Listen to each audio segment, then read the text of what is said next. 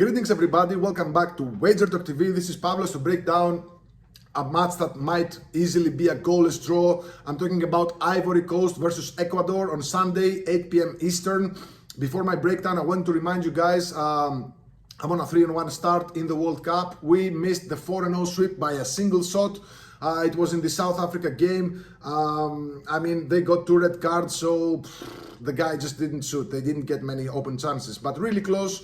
I think if it was 11 versus 11, we would definitely have hit that prop. But anyway, 3-1 start, profitable in 8 of the last 9 major tournaments, plus 110 to 29 units. The Summer King over at WagerTalk, plus 277 units in soccer in each of the last 3 summers. Guys, I know what I'm doing. Let's win some money together. I also have a 5% max bet loaded for Tuesday. Also daily packages for Saturday and Sunday. I haven't loaded all my plays yet, but I'm trying to do those videos for you, and then I'll load my plays. Let's go right through it. So Ivory Coast versus Ecuador. I've marked this game as an under since the draw was made. Because each team individually is very prone to unders. Do not expect many goals here by either side. Ecuador is defense. Ivory Coast slightly better on the offense, but they rarely open up. Unless it's a team which is much lower in, let's say, strength. For example, versus Gabon in the Africa Cup of Nations, we saw a goal fest with 5 goals. Versus Egypt, another goal fest with 5 goals. But those were, let's say, aberrations, like mistakes in how they usually operate. Ivory Coast, again, they keep it usually tight at the back. They just score a goal or 2 and then sit on the result. Same goes for Ecuador. I think they were the best defense. Let me double check. They had the best defense, by far the best defense in the South American World Cup qualifiers. They conceded just 5 goals in 18 matches. And you have to remember that this is a qualifying phase that has Argentina, Brazil, Colombia, Uruguay, really good teams, but they conceded just 5 goals. They destroyed each and every game. They went 14-4 to the under 2.5 goals. 14-4 to the under 1.5 goals, just an average of 1.1 goal per match. This is a team that knows how to destroy games, and I wouldn't be surprised by a draw here. I do not like the odds here though on the draw. The draw is at plus 180. The books are basically telling you that there is a very good chance of a draw, but I wouldn't be surprised if either team won by 1-0. So the under 2 is the play here, minus 140. Some books have the under 1.75, which is a split line between the under 2 and the under 1.5.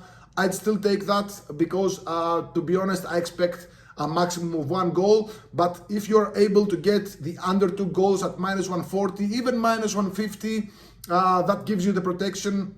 If there are exactly 2 goals in the game, you get your stake back. So I think this one makes my card on Sunday. Under 2 goals at minus 140 is a very realistic scenario. Now, about the sides, I'm not really sure I agree with Ecuador's favoritism in this spot. Ecuador are plus 145 favorites. Again, the draw is at plus 180. Ivory Coast plus 265 underdogs here. If you can get, let's see now, Ivory Coast plus 1/4 of a goal, minus 114. That's a split line between Ivory Coast plus 1/2 goal and Ivory Coast pick'em. What does this mean? If I bet $100 on Ivory Coast plus 1/4 of a goal, $50 go to Ivory Coast pick'em, and the other $50 go to Ivory Coast plus 1/2 goal, basically double chance.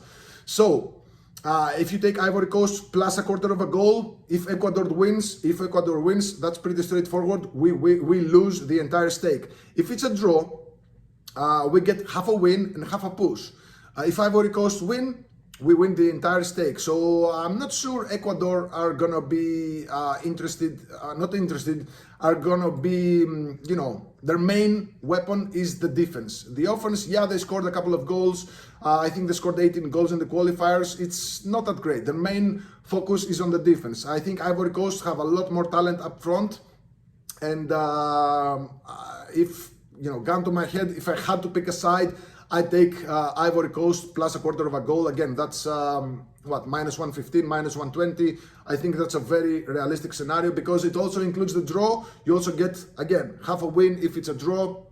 So yeah, I think that's also a very good way to bet on this. Again, guys, this looks like a 1-1, 1-0 for either side, 2-0 for either side. I just do not see 3 goals getting scored in this match.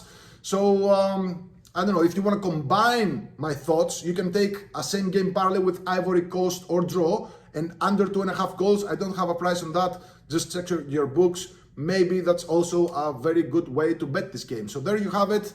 I like the under 2 goals at minus 140. I'd bet this to minus 150. I also like for a side Ivory Coast plus a quarter of a goal at minus 115. I'd bet this to minus 125, minus 130. Yeah, that's how I'm leaning in this game. I think at least one of those selections is going to make my card on Sunday. Reminder, I have a 5% max bet loaded for Tuesday. It's a spread bet. The odds are already starting to move. Do not miss time. Do not wait for, I want to see how Saturday goes. I want to see how Sunday goes, because you lose all value. I don't want you to lose all value. I want you to get the best lines. And in order to get those best lines, you can get my World Cup all access for just $149. Comes down to roughly under $4, $3.80 per day.